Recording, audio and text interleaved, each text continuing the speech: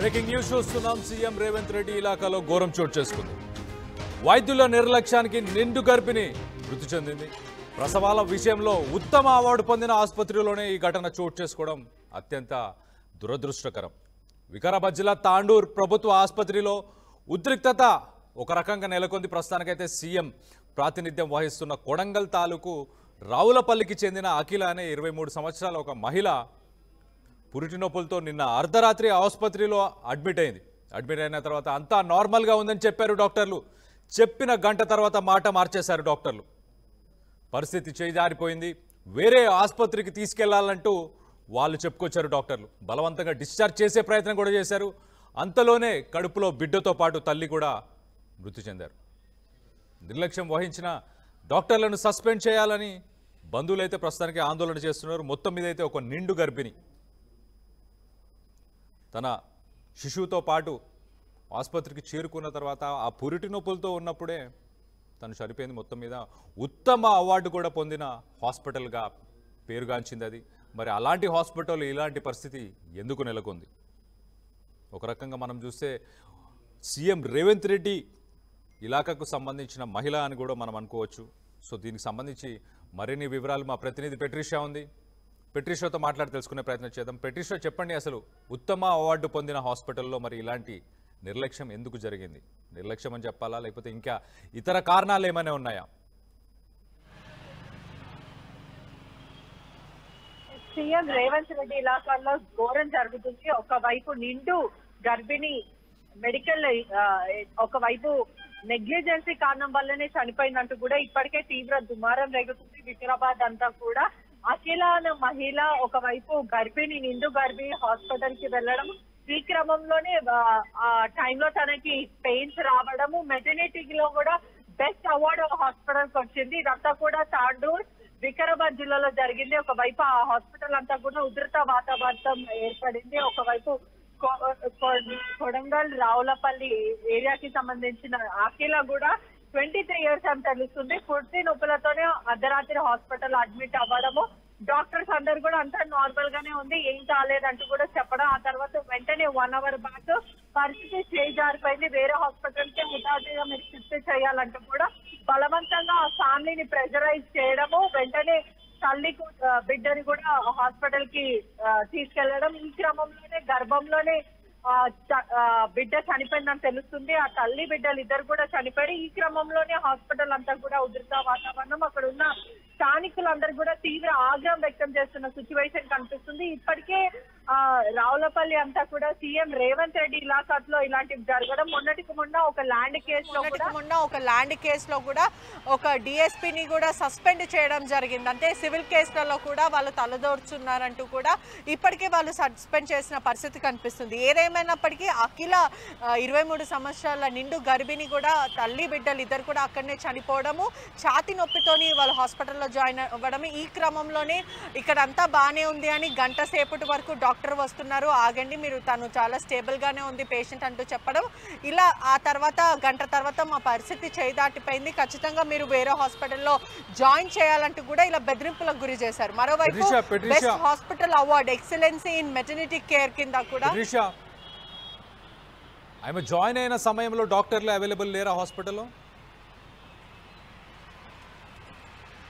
ఆ క్రమంలో డాక్టర్స్ ఎవరు కూడా అవైలబుల్ లేకపోవడము, డాక్టర్స్ వస్తున్నారు, తను స్టేబుల్ గానే ఉంది, తన కండిషన్ బాగానే ఉంది అంటే ఒకవైపు ఆ గర్భిణికి కూడా ఛాతి నొప్పితో మొదట హాస్పిటల్ జాయిన్ అవ్వడం, ఆ తర్వాత పురుటి నొప్పులు కూడా వస్తున్నాయి, నాకు 2 పెయిన్స్ వస్తున్నాయంటూ కూడా పదే చెప్పినప్పటికీ కూడా డాక్టర్ వస్తున్నాడంటూ కూడా 1 hour సేపు వాళ్ళ కుటుంబాన్ని అంతా కూడా ఆపే ప్రయత్నం చేసి తనకేం కాలేదు, షీ స్టేబుల్ అంటూ పదే చెప్పడం. ఆ తర్వాత 1 hour తర్వాత హుటాహుటిగా మీరు వెంటనే వేరే హాస్పిటల్కి షిఫ్ట్ చేయాలి, ఇక్కడ డాక్టర్స్ లేరంటూ కూడా ఇలా చెప్పడం. మొదట డాక్టర్స్ ఉన్నారని చెప్పడం, ఆ తర్వాత డాక్టర్స్ లేరంటూ కూడా మాట మార్చేసే ప్రయత్నం చేశారు. ఆ హాస్పిటల్కి కూడా the award for excellency into maternity care best hospital award రావడము, అదే కాకుండా ఇటువంటివి తరచూ జరగడం కూడా ఆ పరిసర ప్రాంతం కానీ ఆ కాన్స్టిట్యున్సీ అంతా కూడా భయప్రాంతులకు గురవుతున్న సిచ్యువేషన్. మొన్నటికి మొన్న ఒక పోలీస్ అధికారి కూడా సివిల్ కేసులో జోక్యం చేసుకోవడం, అతన్ని సస్పెండ్ చేయడం, దీని మీద సీఎం రేవంత్ రెడ్డి కూడా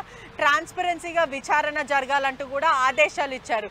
ఏది ఏమైనప్పటికీ కూడా నిండు గర్భిణితో పాటు బిడ్డ కూడా లోపలనే చనిపోవడం చాలా ఆందోళనకి గురయ్యే విధంగా, అదే కాకుండా తెలంగాణ అంతా కూడా కొన్ని ప్రభుత్వ హాస్పిటల్లే కాకుండా ఇండివిజువల్ హాస్పిటల్స్ కూడా ఇటువంటి దారుణానికి ఒడికడుతున్నాయంటూ కూడా స్థానికులు ఆవేదన వ్యక్తం చేస్తున్నారు. దీనిపైన కూడా ఆపోజిషన్ లీడర్స్ బీఆర్ఎస్ కూడా తీవ్ర దుమారం లేపుతుంది. ఇప్పుడు వాళ్ళ పూర్తిగా వాళ్ళు కూడా ఒపోజ్ చేస్తున్నారు. Right Patricia, thanks for the latest update.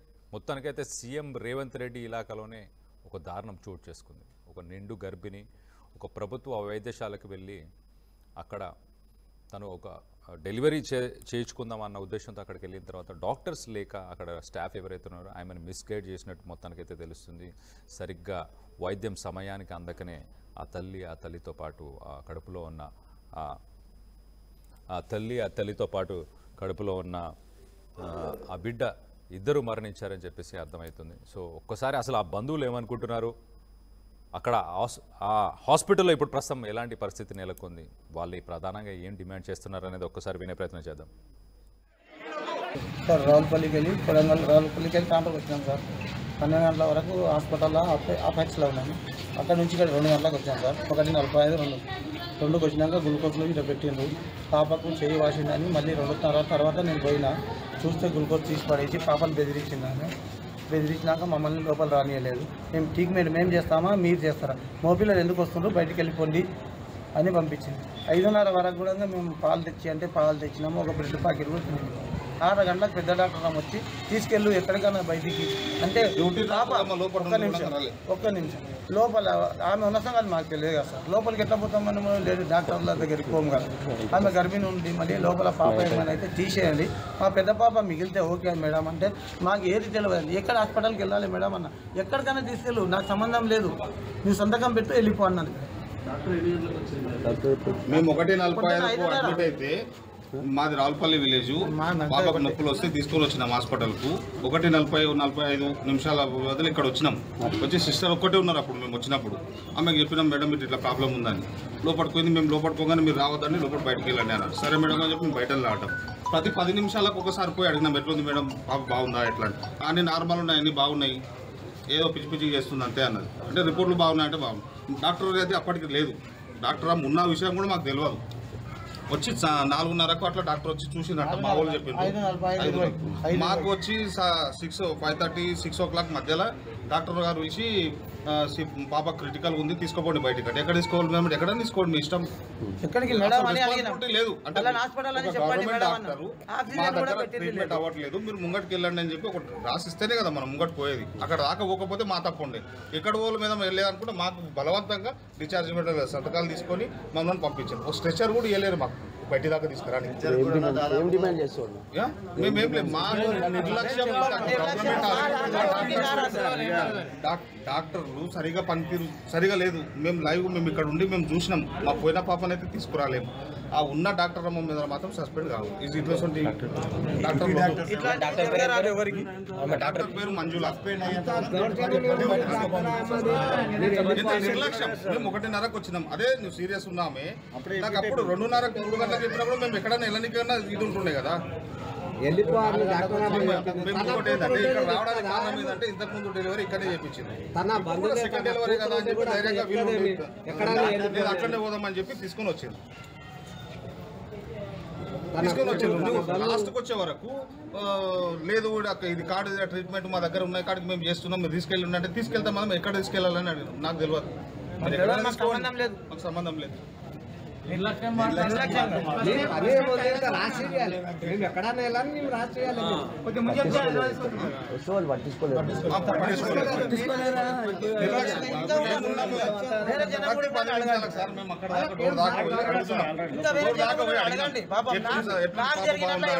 బాగుందండి నడు ఇక్కడ నిలాడొద్దు, ఇక్కడ ఎందుకు నిలాడదు.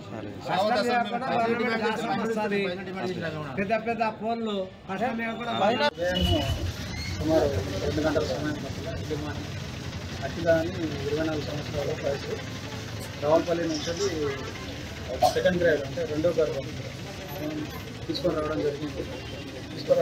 తర్వాత ఇక్కడ నొప్పులతో తీసుకొని రావడం జరిగింది. అది తర్వాత దానికి నొప్పులు రాకుండా ఇంజక్షన్ తీసుకున్న తర్వాత కొద్దిసేపటికి స్కానింగ్ చేసిన స్కానింగ్ లోపల ఉన్నటువంటి పిండం అనేది ప్రాణం లేదు వల్ల దానికోసం అని చెప్పేసి ఫర్దర్ ట్రీట్మెంట్ కోసం హైదరాబాద్ రిఫర్ చేయడం. సరే మేడం ఏమి ఇక్కడ రిఫర్ చేసినా కూడా వాళ్ళకి వచ్చేసి మన బయట ప్రైవేట్ హాస్పిటల్ తీసుకెళ్తే అక్కడికే మదర్ కూడా చనిపోయాలని డిక్లేర్ చేయడం జరిగింది. అక్కడ బయట ప్రైవేట్ హాస్పిటల్ వాళ్ళు మళ్ళీ ఇక్కడ తీసుకొచ్చి కారణం ఏంటని చెప్పేసి ఇక్కడ వైద్యురాలు ఇక్కడ సిబ్బంది యొక్క నిర్లక్ష్యం ఆరోపణ దానికి సంబంధించిన ఎంక్వైరీ ప్రిలిమినరీ ఎంక్వైరీ సెలెక్ట్ చేశారు. ఇది డిసిహెచ్ఎస్ గారికి కూడా ఇప్పుడే పంపించడం జరిగింది. దీని మీద త్వరలోనే దీన్ని ఆశించారు. సార్ 1 గంటల 30 నిమిషాలకు వచ్చిన పేషెంట్ 4:30కు వీళ్ళు ఎప్పుడు బలవంతంగా డిశ్చార్జ్ చేయడంలో అదే మీరు చెప్తున్న ఏదైతే ఉన్నదో అదే వాళ్ళ ఆరోపణ ఏమైనా ఉందో ఆ గ్రీవియన్స్ అంతా కూడా మేము నోట్ చేసుకోవడం జరిగింది. అదంతా చెప్పినాము, అయిపోయింది. దాని మీద యాక్షన్ అనేది ఒక 1 to 2 hours టైం ఇస్తే దాంట్లో కూడా మీకు చేయగలుగుతాం. దాన్ని ఇప్పుడు ఫర్దర్ వివరాలని మీకు తెలియజేస్తాం.